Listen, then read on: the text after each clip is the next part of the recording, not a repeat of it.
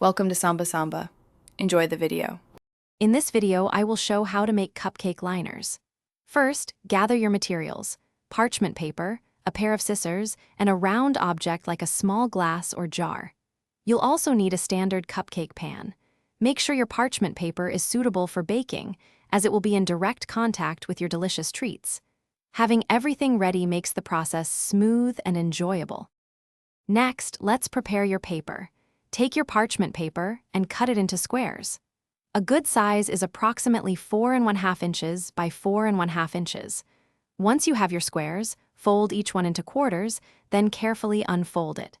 This simple step creates helpful creases that will make shaping your liners much easier in the next stage. Now it's time to give your liners their shape. Take one of your creased parchment paper squares and place it into a cavity of your cupcake pan. Then, use your small glass or jar to gently press the paper down into the mold. Carefully smooth the paper against the sides of the pan, forming a neat, round liner. Repeat this for all your squares. Finally, carefully remove your newly formed liner from the cupcake pan. You'll see it holds its shape beautifully. Your homemade cupcake liners are now ready to hold your delicious cupcakes.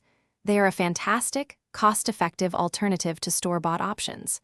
Remember to check the description below for a link to the new Kindle Paperwhite, perfect for reading anywhere, and other great deals you won't want to miss.